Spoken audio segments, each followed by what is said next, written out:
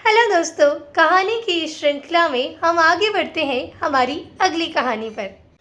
हमारी अगली कहानी है चंद्रधर शर्मा द्वारा रचित उसने कहा था। प्रकाशन वर्ष 1915, सरस्वती पत्रिका में प्रकाशित।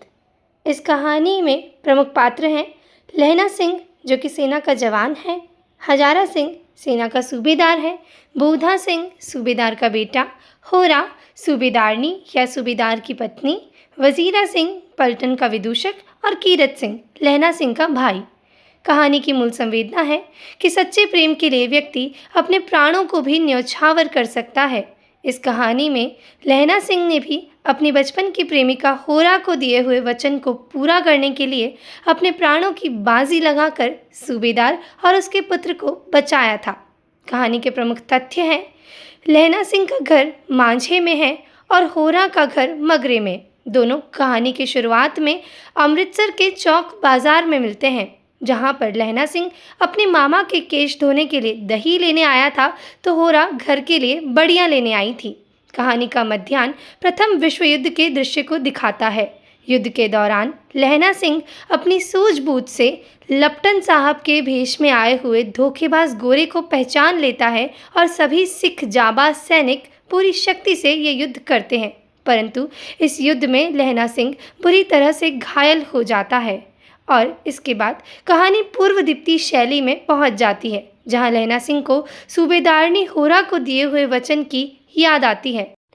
अंत में वजीरा सिंह की गोद में सर रखे हुए ही जीवन की पुरानी स्मृतियों को याद करते हुए लहना सिंह की दर्दनाक मृत्यु हो जाती है। कहानी का अंतिम वाक्य है, फ्रांस और बेल्जियम 68वीं सूची युद्ध का मैदान, नंबर 77, सिख राइफल जमादार लहना सिंह की मृत्यु। यह कहानी निश्चित रूप से प्रेम के स्वच्छ एवं उज्जवल पक्ष को दर्शाने वाली कहानी है। आचार्य रामचंद्र शुक्ल ने इस कहानी की प्रशंसा करते हुए लिखा है, घटना इसकी ऐसी है जैसे बराबर हुआ करती है, पर उसमें से भीतर से प्रेम का एक स्वर्गीय स्वरूप झांक रहा है। केवल झांक रहा है, निर्लज्जता के साथ पुकार या कराह नहीं रहा। कहानी भर में कहीं प्रेम की निर्लज्जता, प्रगल्भता, वेदना के विभत्स विवृत्ति नहीं है। सुरुचि के सुकुमार से सुकुमार स्वरूप पर कहीं आघात नहीं पहुंचता।